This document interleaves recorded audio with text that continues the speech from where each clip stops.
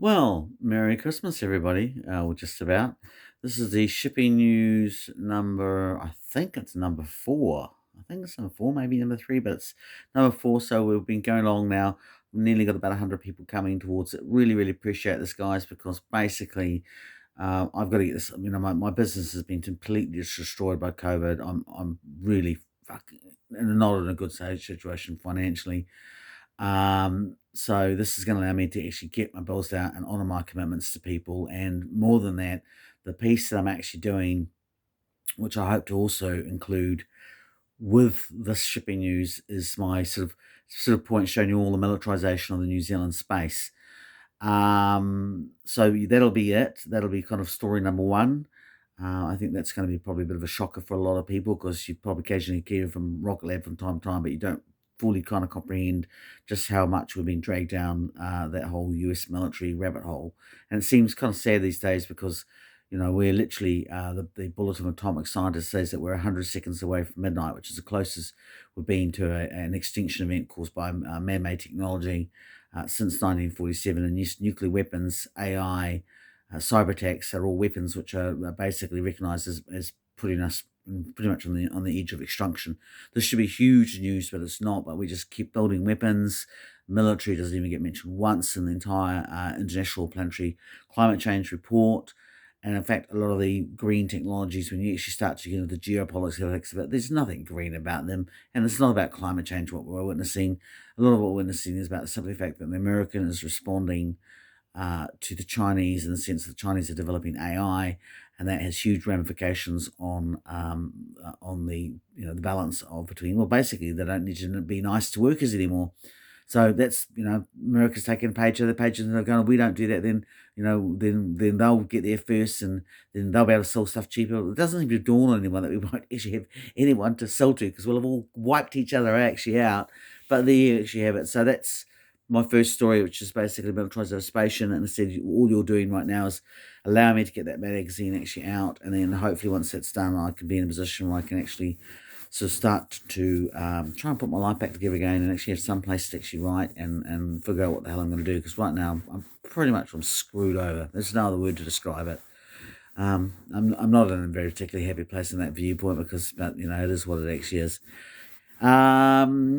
The second aspect of it, of course, is that I will be doing you my Shosha badge, which is my little spiel basically about what our constitutional rights are and whatever your viewpoint is on vax or unvaccinated. I don't care because this is what I'm trying to actually get people to move away from that. This is much, much bigger than what's going on here. The vax is just a smoke screen and a distraction. And yes, I do defend in terms of the body autocracy, just for the record.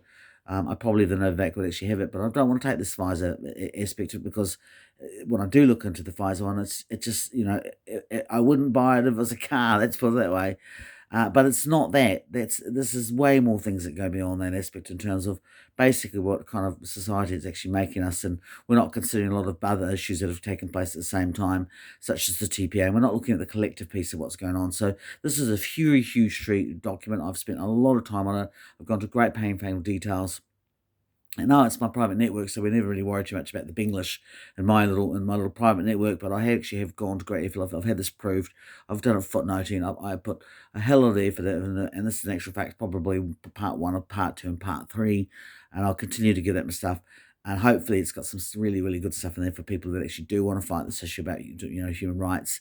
And I think there actually is. But ultimately, what we're basically saying is that you don't have to worry about human rights taken away from you. You've got them. They're not something that you have to worry about. You just have to exercise them. And again, I provide some really basic ways that actually how to do that. And it may seem like, it can't be that simple, but it actually is. You just got to use them. Start off as little collectives, the whanau, start to make it in the hapu, and then, from there, build up on it. And that's sort of simple as, and the courts are actually quite sympathetic towards it too. And, around the world, a lot of governments, courts are starting to realise that a lot of the international forces out there, which, may come across coming with, great marketing PR, but they're not quite what they seem to be. So the courts inherently are actually, they're not the bad guys in this. So there is a little silver lining hope that I can, tinsel I can add to your Christmas tree this year. Um, And along throughout that particular piece, what I've done is I filled it with little other videos from other things which are related, or people that I think are just quite inspirational. And I don't recommend that you sit down and try and read the whole thing in, because it will just do your head in. I've tried to kind of explain these very technical terms and give a long way, really nice little prompts that kind of break it down, so you can, all right, so I know that. Oh, so that's what that means. But there is a lot of these, so just sit down over the holidays and give yourself time to actually have time. Just read it and process it. And I think sometimes we forget that. Like, we're so busy on Facebook just consuming information that we've kind of lost the ability to kind of take information and just savor it in our mouths and swirl it around and have a big deep think about it. And I think this is kind of, maybe that's again part of our undoing, and something maybe that we need to kind of get back to looking at, is having that deeper and longer think. So that'll be in it. And then, of course, what I have done is I've gone through and I've picked all the little videos, shows I've done. So all these are ones that I do for Fresh FM. Other ones have been my field trip up to places like Rocket Lab and around the countryside, where I sort of give you my own little gonzo style of journalism. And there's quite a few selection there. So you've got quite a bit, a few little things on the tree there to pick at. So hopefully that's a really good shipping news that we've given you, and that you feel like that you've got your money's worth, because I've sure as hell put my passion into it. Do tell people about this particular service, because I said I do need that support at the moment. I'm really not, like, this is, like, once I get everything actually down my bills, then I'm probably things a bit easier. But, otherwise it's just like my entire world has just come to a grinding halt. And I'm frustrated because there's so many important things out there that need to be covered. And I'm actually really, the biggest thing that upsets me about this is we have media out there that is so partisan, and it's become so Americanized, and it's just trying to push an agenda. And it's people that get journalists, which are actually basically funded by government funding, which in turn is funded by corporate funding. And it's things like, where is our peace movement? It's like we're meant to the country New Zealand that's meant to be nuclear free, and yet we're on the verge of nuclear annihilation, which should be a huge issue.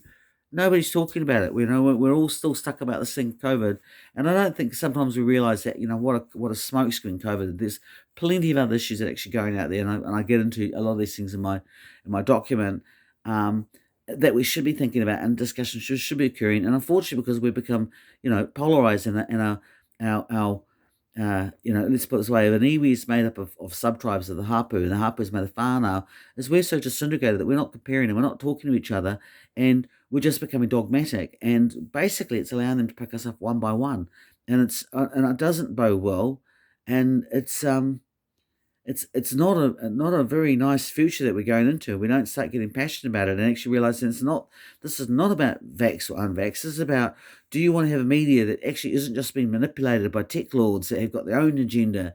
And do you want to actually make sure that when you actually talk about things about sustainability, that it really is about sustainability. It really is about building communities. It's not just some marketing PR to push some agenda, which actually, when you boil down to it, it's just about making more money and centralizing more power.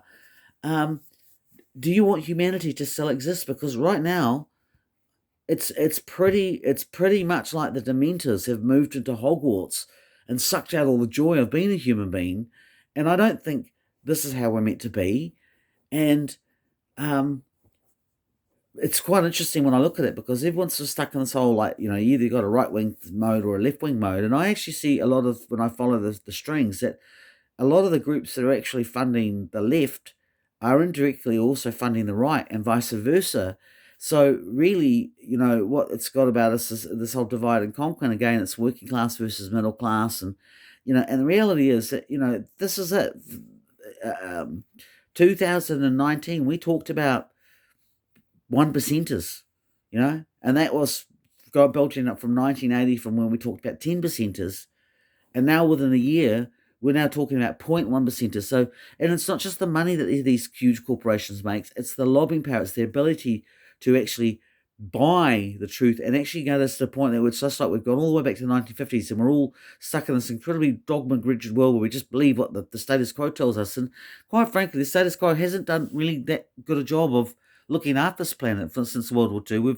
We've probably pushed ourselves further towards the brink of extinction than we have in our entire 50,000 years on the planet within half a century. So it's becoming very fashionable not to be critical of the government and not to be a unique maverick. And um, I don't believe that's the case. I don't think that is what humanity is meant to be, just an homogenous collective that goes along and does what we're told, and where a few people at the top get exceptional privileges and the rest of us just keep our heads down for fear that somehow Big Brother will actually. I don't care if that's the price of of living in society. Then I don't want a part of it. And, well, none of us are perfect. We've all got skeletons in our fucking closets. Or at least I have.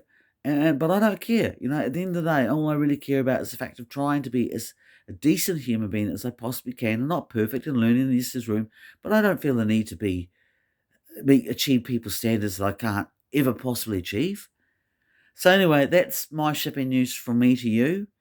My own final thought too is that when we talk about what's going on here, and that the last two things I kind of think about is that one is when I went and viewed Mohammed Khan, who was the president of the Al-Noor Mosque shortly before or just after the mosque shooting, and we were talking about the sort of the paradox things, like like we're meant to be treat immigrants that come to the country that are of Islamic religion without any prejudice, which is absolutely correct, and yet we also have religion that at the same time isn't really that particularly nice towards people who are of the rainbow community or towards women. And and as the Mohammed Khan said, well, this is absolutely correct. We need to learn from tolerance, and we need to start having conversations, and that conversation begins with tolerance, not expecting us to be perfect. And I think that's a really beautiful statement, and I think we probably need to kind of get a hold of that a little bit, and hold on to that. And the final part of that is that why I'm doing what I'm doing, and why I'm saying really at the end of the day no to the situation is that I just see that as just really, really not right. And it's creating a two-tier society where some people have rights and some people don't. And the reality is we have rights for everybody. And that includes, there are people within the freedom movement that actually, again, have this thing where they want their rights looked after, but they're not really that keen to how they say, oh, no, those people, they don't deserve rights. I don't think that's actually either. I think, anybody that wants that freedom movement to succeed needs to make sure that they stay clear of that sort of idea that somehow the rights are exclusive to one another. They need to stay clear of politics, and they need to stay clear of any organisation. It's just about, like the protest I went to the other day, which I was, had I was reluctant to go to, had my misconceptions about what would be there. And when I turned up, compared to what I was sort of being told in the media, it was like, well, there wasn't any other political parties there. There were no nationals, and there was no ACT people. There might have been people that were voted there, but I also came across hippies that I know that don't vote right wing. I came across members of the Roma community. I came across millionaires. I came across beneficiaries. I came across 3 different people from different iwis from Maori tribes. I came across Indians. I came across Chinese. It was actually like a really diverse group of people who just wanted rights for everyone, and which meant that I felt comfortable to be with them because if that's what they wanted, then that's what I want, and that's what we should all want. The idea, ultimately, at the end of the day, that the final thing is that somehow that people who turn around and say, no, we're not going to actually, go along with the herd and taking away your rights, that's not correct at all. The proper rights actually are checks and balance, and they can be done, and through remedy and negotiation done away, which, yes, people who don't want to take the facts have a responsibility, and they have consequences, but there is no reason that solutions and means can't be found to actually minimise that so that everyone actually has their rights looked after. And if we have that, we have a nice, stable society where we look after each other and we're not afraid. And we have hope. So that's my Christmas shipping news to you all. I hope you have a good time, and you've got lots of family to be with you.